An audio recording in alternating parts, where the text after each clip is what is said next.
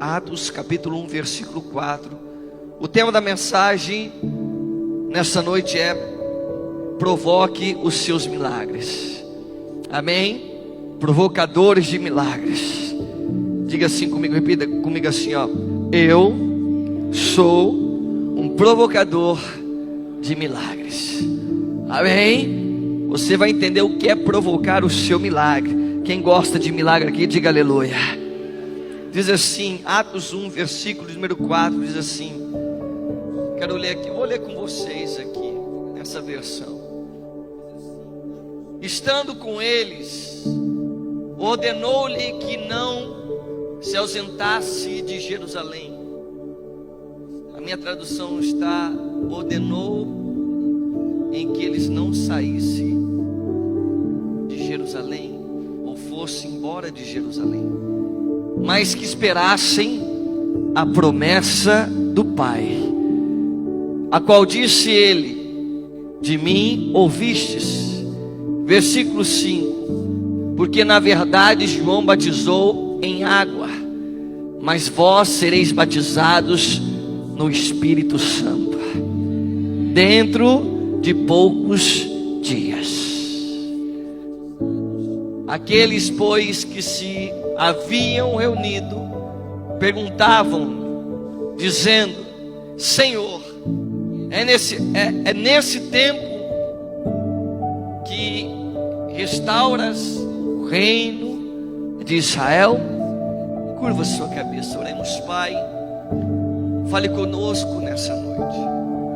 Nós estamos na sua casa, lugar precioso, lugar de avanço, lugar de prosperidade, lugar de temor, lugar de amor, lugar em que geramos comunhão na nossa alma, lugar onde entendemos que só o Senhor é o nosso Deus e não há outro igual a Ti.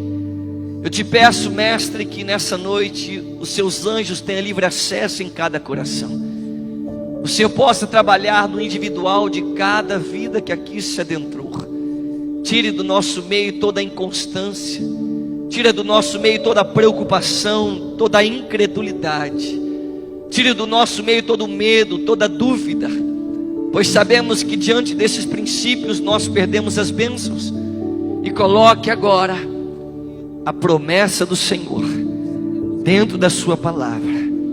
Assim eu te peço e já te agradeço, em nome do Pai, do Filho e do Espírito Santo. E você que recebe, diga amém, diga graças a Deus. Pode se sentar, a liderança pode se sentar. Aleluia. Quem está feliz está na casa, diga amém. Hoje, antes de eu vir para esse culto da noite, eu coloquei até um versículo no Story e também nas redes sociais, dizendo: quem vive de propósito não se intimida por nada, diga aleluia. Quem vive de propósito não coloca justificativa, mas quem vive de propósito aceita os desafios do céu, diga aleluia. Quem vive de propósito não olha segundo as necessidades, mas quem vive de propósito olha segundo a fé que está dentro de cada um de nós. Então viver de propósito faz você caminhar não por vista, e sim por fé. Diga assim: quem vive de propósito, diga para quem está do seu lado, quem vive de propósito não caminha por o que vê, mas caminha segundo a fé, porque a fé agrada a Deus, a fé abre o céu, a fé gera milagre, a fé manifesta recurso. Amém? Meu marinho da Saúde, palmas ao Senhor. E você está aqui para viver pela fé. Vou dizer para você gritar bem alto: você está aqui para viver pela. Você está aqui para viver pela. E não se fala mais nisso. Amém? Atos, quando nós olhamos Atos, nós vamos entender o que é viver uma vida provocando milagres. Nós sabemos que Deus é um Deus que sempre vai nos abençoar, sim ou não? Deus sempre vai agregar em nós grandes recursos que o mundo e o ser humano não pode nos dar. Deus sempre vai colocar na nossa vida, no nosso cotidiano, no nosso cotidiano e também no nosso dia a dia, grandes recursos e grandes promessas na nossa alma, no nosso interior e também no nosso exterior. Deus é um Deus que sempre vai trabalhar primeiro dentro de cada um de nós, depois Ele vai trabalhar no nosso exterior. É aquilo que eu sempre costumo dizer: o trabalhar de Deus começa sempre de dentro. Amém? O trabalhar de Deus começa sempre no nosso interior. A gente acredita, a gente abre o coração, Ele entra e faz aquele mentiroso se tornar uma pessoa verdadeira. Ele faz a pessoa que não é, a pessoa miserável, se tornar uma pessoa próspera. Esse é o nosso Deus. Quando Ele entra dentro de nós, Ele faz uma pessoa triste se tornar uma pessoa feliz. Ele faz uma pessoa que não tem princípio se tornar uma pessoa que gera princípio, que gera sonhos grandiosos. Esse é o Deus que nós servimos. Então precisamos entender que provocar milagres vai exigir de nós alguns posicionamentos. E é isso que eu quero falar aqui nessa noite. Preste atenção. Quando nós olhamos em Atos 1, nós vamos entender talvez uma das histórias mais lindas, que deu uma mudança, eu sempre falo, 180 graus na vida das pessoas e dos discípulos naquela época. E também pode fazer isso na nossa vida. Ela vai dizer que os discípulos começaram a caminhar com Jesus, sim ou não? Os discípulos caminharam com o Mestre e viram o Mestre operar grandes milagres, e receberam os sermões da montanha, e viram realmente que sem Jesus eles nada poderiam fazer. Os discípulos entenderam que só Jesus só poderia salvar a cada um deles. Mas a palavra diz que quando Jesus ele vai na direção da cruz do Calvário, quando ele vai em direção da crucificação, ele passa por uma via chamada Via Cruzes, a Via Dolorosa. Todos os anos a gente vai para Jerusalém e eu faço questão de ir nessa via. Eu choro muito quando eu chego nessa via, porque foi o lugar onde Jesus foi chicoteado, foi o lugar onde Jesus foi cuspido, o lugar onde ele foi mais maltratado, com a cruz nos seus ombros, com a cruz nos seus lombos, indo em direção à morte. Olha que forte isso. Mas a palavra vai dizer que quando ele está indo, muitos dos discípulos começaram a ficar desesperados, desamparados, começaram a gerar incertezas e inseguranças dentro de si, porque estavam vendo com os olhos da carne. Quem está comigo diga amém. Estavam enxergando com os olhos da carne, estava vendo o Salvador, que eles tinham a certeza que ia mudar a história da vida deles, e não apenas deles, mas também de toda a humanidade, indo para a morte. Mas a palavra do Senhor diz que quando Jesus morre na cruz, ele vai até a profundeza do inferno, e ele pega a chave da mão do diabo, e ali ele estabelece, amém, que a vitória seria nossa. Diga aleluia. Ali ele estabelece que nós somos mais do que vencedores, e ele ressuscita ao terceiro dia. A palavra vai dizer que isso é lindo.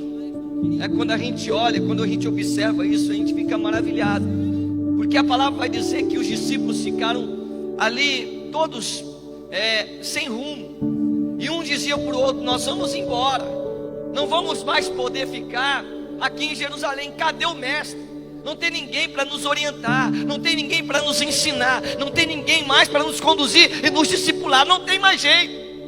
E a palavra vai dizer que eles começam a tramar, a projetar a saída deles de Jerusalém.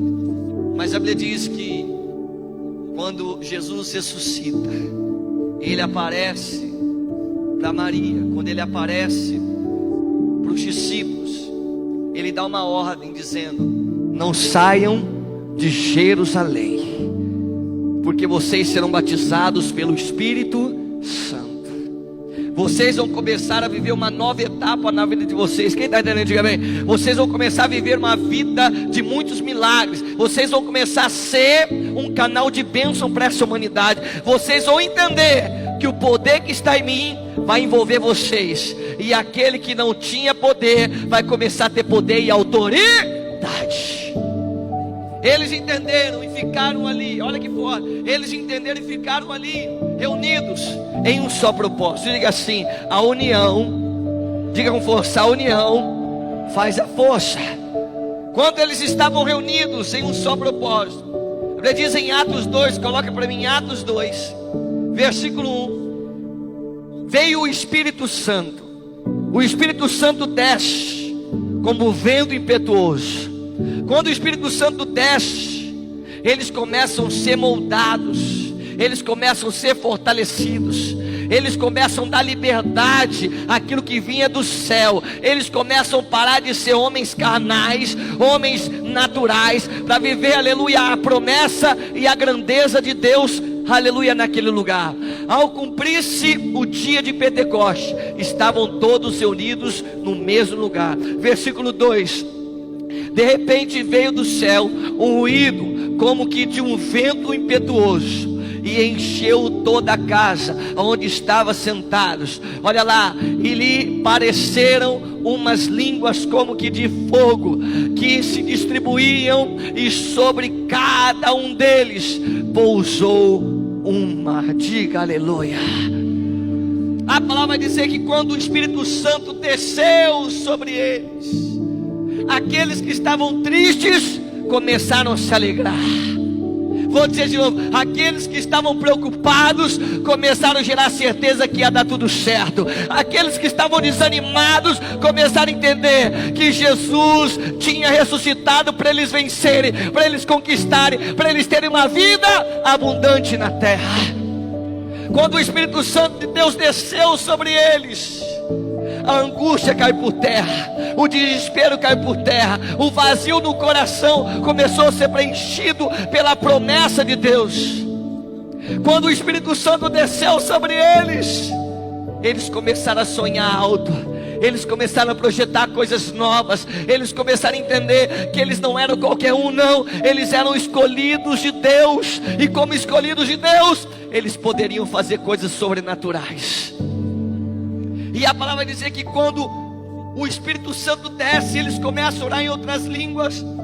Quem estava de fora, preste atenção, quem estava de fora não entendia nada, porque eram muitas línguas. Imagina a cena, eles nunca tinham estudado em outras línguas, e eles começam ali a dar liberdade e edificar a si mesmo, porque a palavra vai dizer que quando você ora em línguas, você edifica a si mesmo. E eles começaram a se edificar, se fortalecer. E a Bíblia diz de forma bem clara que eles receberam a autoridade do céu.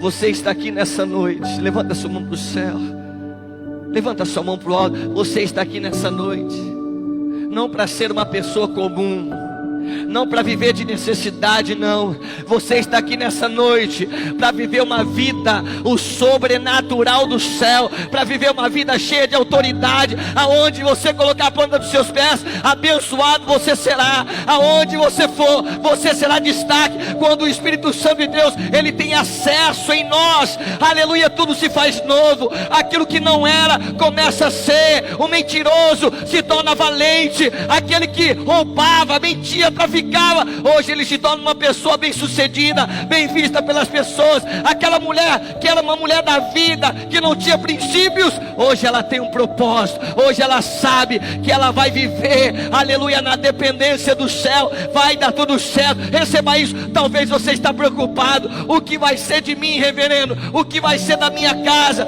se eu tomar a decisão de deixar o Espírito Santo de Deus entrar em mim? O que vai ser?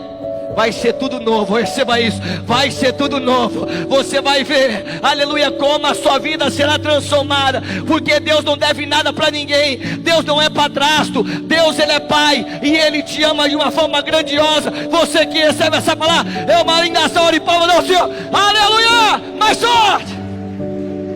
Diga para quem está do seu lado: você é grande, você é poderoso. Diga assim: levanta a sua cabeça. Tem muita coisa boa a ser esclarecida para a sua vida.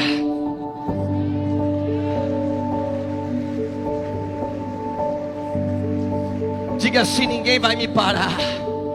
Levanta a mão e diga assim: ninguém vai me parar, pois eu tenho a marca da promessa. Quem tem a marca da promessa, ele não remoe as coisas do passado, pois ele sabe que Deus está garantindo o seu futuro. Diga aleluia! Você tem a marca da promessa.